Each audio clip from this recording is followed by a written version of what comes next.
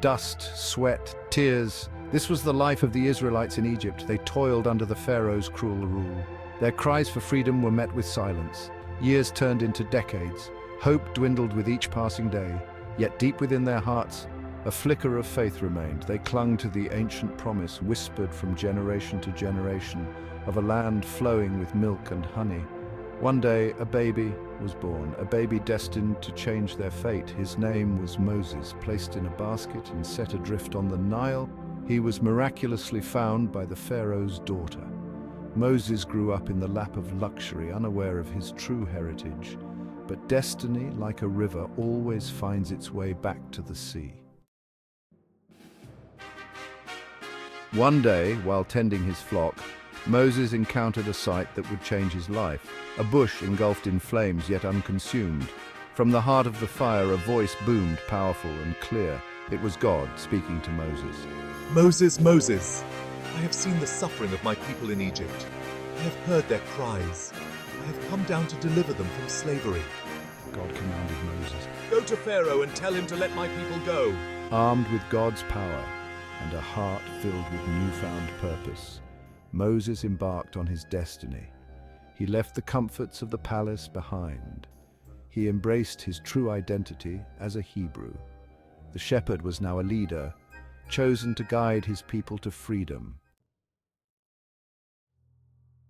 Moses, accompanied by his brother Aaron, confronted Pharaoh. They demanded the release of the Israelites. Let my people go. Pharaoh, arrogant and cruel, refused. Who is this God that I should obey him? And so God unleashed his wrath upon Egypt. 10 plagues descended upon the land, each more devastating than the last. Rivers turned to blood. Swarms of locusts darkened the sky. Yet Pharaoh's heart remained hardened. Finally, after the 10th and most terrible plague, the death of the firstborn, Pharaoh relented. Grief-stricken, he allowed the Israelites to leave. After centuries of slavery, they were finally free. Led by Moses, the Israelites embarked on a perilous journey into the unknown. They carried with them their meager possessions and the hope for a better future. But Pharaoh, his heart hardened once more, pursued them with his army. Trapped between the pursuing Egyptians and the Red Sea, the Israelites despaired. Fear gripped their hearts. Were we not better off in Egypt? Moses raised his staff. The ground trembled, and then a miracle. The waters of the Red Sea parted, forming 2 towering walls of water. A path, dry and safe, opened up before them. With hearts pounding, the Israelites walked through the parted sea. Behind them, the waters roared, a liquid tomb for their pursuers. Section 5. A pillar of cloud, a pillar of fire.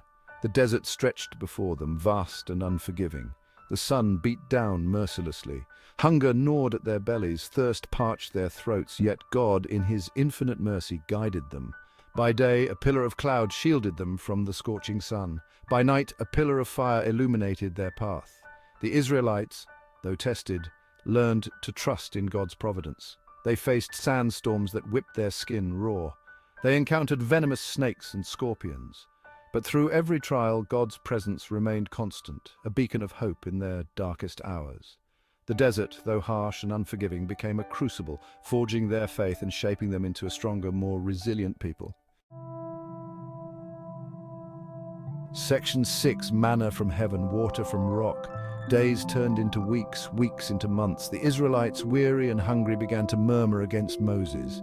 "Why have you brought us out here to die?" they complained. "At least in Egypt we had food and water, but God, in his infinite compassion, provided for their needs." Each morning a sweet, dew-like substance called manna covered the ground. It was their sustenance, a gift from heaven. When thirst became unbearable, Moses struck a rock with his staff and water gushed forth, clear and cool. God, the provider, the sustainer, never abandoned his chosen people. These miracles, though wondrous, were not merely acts of divine intervention. They were lessons in faith, reminders that even in the most desolate of circumstances, God's love and provision never fail. Section 7. The Golden Calf, a test of faith. While Moses was on Mount Sinai receiving the 10 Commandments from God, the Israelites grew restless. Fearful and impatient, they turned away from the one true God, the God who had led them out of Egypt. They fashioned a golden calf, a symbol of idolatry, and worshipped it. They danced and feasted, forgetting the God who had delivered them from slavery, the God who had parted the Red Sea for them. They succumbed to the allure of the tangible, the immediate, the glittering idol before them, forsaking the unseen God who had guided them thus far, the God who had provided manna in the desert. Moses, descending from the mountain, was aghast at what he saw. The sight of the people worshipping the golden calf filled him with righteous anger. He smashed the stone tablets inscribed with God's law in anger and disappointment, shattering them at the foot of the mountain. The Israelites, their sin exposed, trembled before God's wrath. This act of disobedience, this betrayal of trust, had severe consequences. It served as a stark reminder that faith, like a flickering flame, must be constantly nurtured lest it be extinguished by doubt and fear, by the temptations of the world around us. Section 8, 40 years of wandering, a time of trial. As a consequence of their idolatry, the Israelites were condemned to wander the desert for 40 years. A generation accustomed to slavery would not inherit the promised land. They would face hardship, disease, and death in the unforgiving wilderness, yet even in their punishment, God's love remained steadfast. He continued to provide for them. He tested their faith, refined their character, and prepared them for the challenges that lay ahead. The desert became a classroom, a place of profound spiritual growth. They learned the importance of obedience, the power of perseverance, and the unwavering faithfulness of their God. Each sunrise brought new challenges. Each sunset brought them closer to the fulfillment of God's promise. Section 9. A new generation, a renewed hope.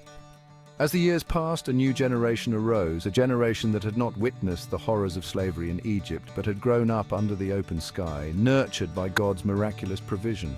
They'd only heard stories of the past, tales of bondage and liberation passed down from their elders. They were a generation tempered by the trials of the desert, their faith forged in the crucible of hardship.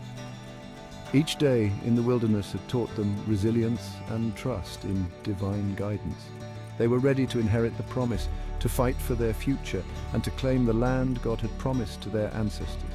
Their hearts were filled with hope and determination, knowing the significance of their mission. Moses, now old and frail, but his spirit undimmed, gathered the people. His voice, though aged, carried the weight of wisdom and experience. He recounted their history, reminding them of God's faithfulness and the importance of remaining true to their covenant. He spoke of the miracles they had witnessed, the battles fought, and the promises kept. He looked upon this new generation with a mixture of pride and longing, knowing that he would not enter the promised land with them. His eyes reflected both the joy of their potential and the sorrow of his own journey's end.